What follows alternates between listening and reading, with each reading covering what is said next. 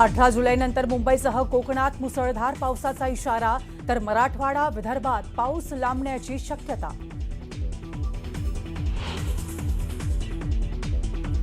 एकीकडे पावसाची ओढ, दुसरीकडे बोगस बियाण्यांमुळे राज्यातील शेतकरी हैराण. बुलढाण्यात बोगस बियाण्यांविषयी कृषी विभागाकडे 44 तक्रारी.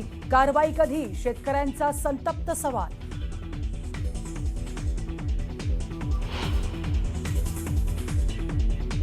हिंदूंना झोपून चालणार नाही. हिंदुत्वाच्या नावावर लूट सुरू. लुटणाऱ्यांना जागा दाखवली पाहिजे. उद्धव ठाकरेंचं वक्तव्य.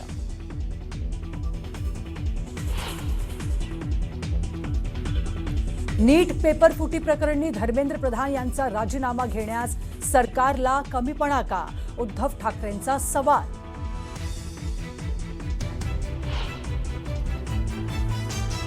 षडयंत्र रचलं जाते, त्याचा सूत्रधार कोणत्या पक्षाशी रिलेटेड आहे ते मी काही दिवसानंतर पुन्हा एकदा सांगेन तुम्हाला.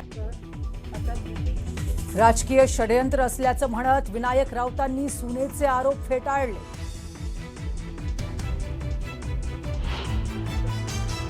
ऑपरेशन 1, 2, 3 वर आम्ही थांबणार नाहीत. ऑपरेशन भरपूर अजून व्हायचे.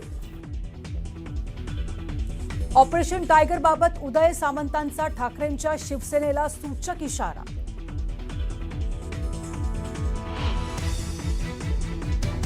अशा पद्धतीच्या लोकांकडे लव्ह जिहादचे ब्रँड अँबॅसेडर म्हणून पाहायचं का? आमिर खानच्या तिसऱ्या लग्नावरून नितेश राणेंची टीका, तर राम मंदिरातील दान चोरी हा कुठला जिहाद? आदित्य ठाकरेंचा राणेंना सवाल.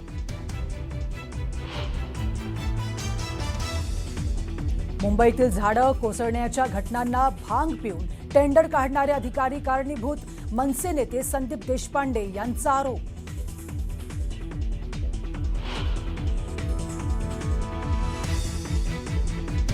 ठाण्यातील 3 हात नाका परिसरात धावत्या दुचाकीस्वारावर कोसळला बॅनर. घटनेनंतर ठाणे मनपाला जाग. अनधिकृत बॅनर विरोधात कारवाई सुरू, तर शिवप्रताप सेनेच्या अध्यक्षाकडून दिलगिरी व्यक्त.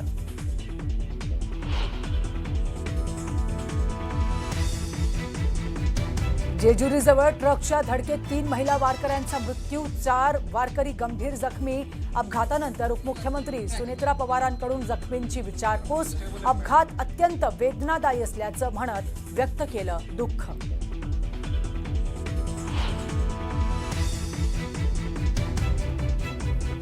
डोंबिवलीच्या मारकुटा नगरसेवक रमेश म्हात्रेला 14 दिवसांची न्यायालयीन कोठडी. रमेश म्हात्रेकडून जामिनासाठी अर्ज. उद्या सुनावणी.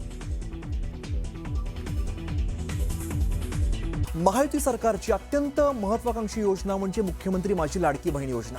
पण या योजनेमध्ये तब्बल 92 लाख महिलांना वगळण्यात आलंय. या योजनेची मूळ लाभार्थी संख्या ही 2.4 कोटी इतकी होती. त्या तुलनेत ही घट सुमारे 38% इतकी झाली आहे.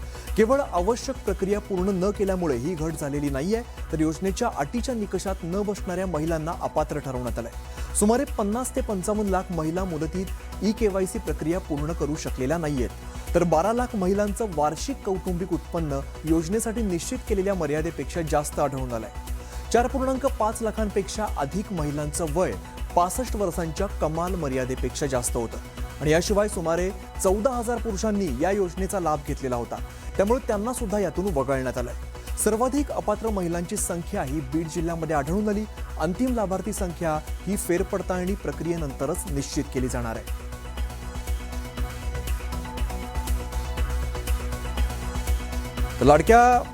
लाडक्या बहिणीची संख्या कशा पद्धतीने घटली आपण जाणून घेऊया.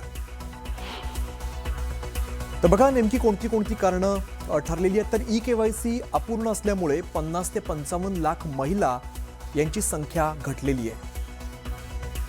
12 लाख महिलांचं कौटुंबिक उत्पन्न हे मर्यादेपेक्षा अधिक असल्याचं आढळलंय. त्यामुळे या 12 लाख महिला देखील कमी झाल्यात. यानंतर 4.5 लाखांपेक्षा अधिक महिलांचं वय हे 65 पेक्षा अधिक आहे. दरम्यान 14,000 पुरुषांकडून देखील या योजनेचा लाभ घेतला जात होता. त्यामुळे ही 14,000 संख्या सुद्धा कमी झाली आहे. आणि 5 लाख महिलांकडून नमो शेतकरी योजनेचा लाभ घेण्यात आलेला होता. सर्वाधिक अपात्र महिला या बीडमधून आहेत.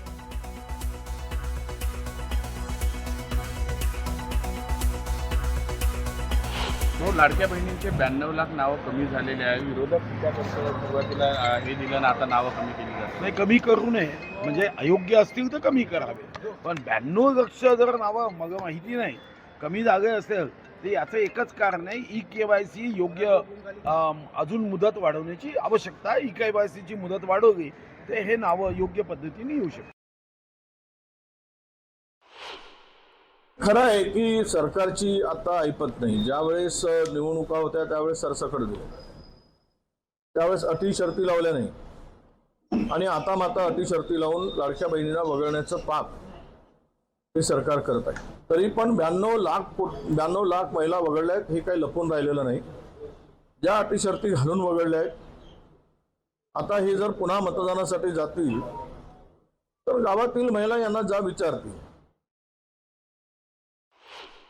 हे 92 लाख ज्या बोगस लाभार्थींना पैसे दिल्याची वसुली कोणी करायची, याची वसुली राज्याचे मुख्य सचिव, तेव्हाचे राज्याचे अर्थ सचिव आणि संपूर्ण कॅबिनेट तेव्हाचं, त्यांची वैयक्तिक संपत्ती जप्त करून हे 92 लाख लाभार्थींना वाटलेले जे पैसे रक्कम आहे कोट्यवधी, ती वसूल केली पाहिजे. राज्याचे तेव्हाचे मुख्य सचिव, अर्थ सचिव, महिला बाल कल्याण खात्याचे सचिव आणि तेव्हाच्या मुख्यमंत्र्यांसह संपूर्ण कॅबिनेट ज्याने याला मंजुरी दिली, त्या बोगस लाभार्थींना 92 लाख म्हणजे 1 कोटी त्यांच्या वैयक्तिक संपत्ती जप्त करून हे पैसे सरकारी तिजोरीत भरणं गरजेचं आहे. माझा देवाभाऊ आणि शिंदे भाऊंना एकच विचारणा आहे की तुम्हाला आता लाडक्या बहिणींवरचा खर्च दिसायला लागलाय का? तुम्हाला आता लाडक्या बहिणी जड वाटायला लागल्या आहेत का? जिथे तुम्ही लाडक्या बहिणींचे सगळे लाड पुरवतात, त्यांच्या सगळ्या हट्ट पुरवतात, तिथे महाराष्ट्रातल्या माझ्या लाडक्या बहिणींवरचा खर्च काढण्या इतपत किंवा आता त्यांच्यावरती होणारा खर्च हा तुम्हाला जड वाटायला लागलाय का?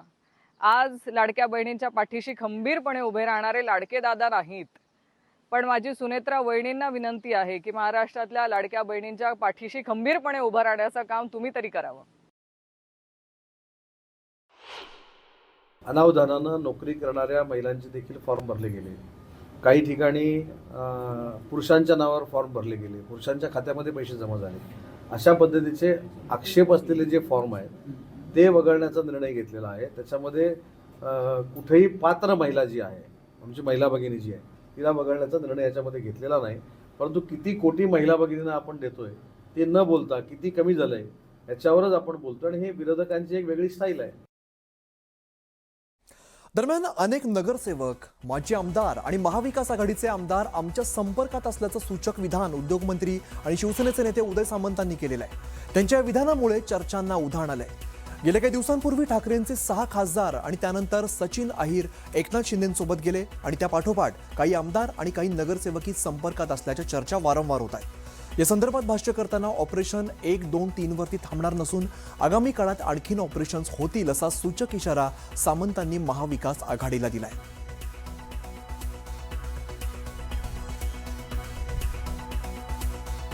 ऑपरेशन टायगर म्हणण्यापेक्षा शिवसेनेतले एकनाथ शिंदे साहेबांच्या नेतृत्वाखालची प्रवेश हे सातत्यानं सुरू राहणार.